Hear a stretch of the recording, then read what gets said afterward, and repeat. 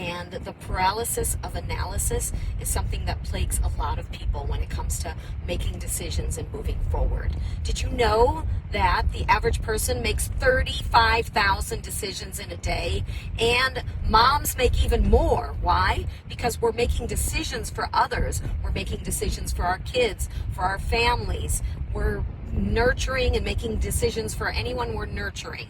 And when you have a decision that you feel like you need to get consensus, you have to get an okay from someone else, you have to talk about it, research it, think about it. It's one of those unfinished loops in your head that keeps going around and around, causing you stress, causing your mental load to increase.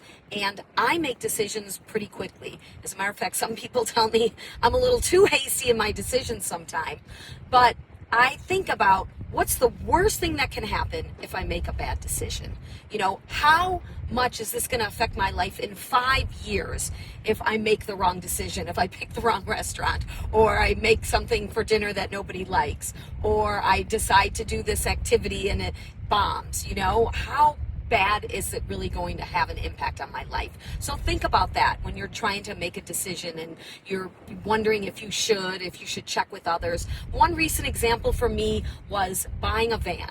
I had to buy a van for one of my companies, and I was paying in cash, and I just wanted it to be a quick transaction. Of course, I did research, and I found out which van I needed based on the size, because I needed it to fit some certain inventory. And I figured out which particular type of vehicle I wanted, which narrowed it down. I did my research to know how much should I pay based on the mileage and the year of the van, and then I found some options. And I found options, you know, at local dealers. I found, you know, private people selling. I found, cars.com listings. And, you know, I was checking with a lot of places, and I ended up going to kind of a used car dealer, and I drove the van. It seemed great. It was what I needed, and the price was pretty good, and I was able to talk them down, and I was ready to move forward.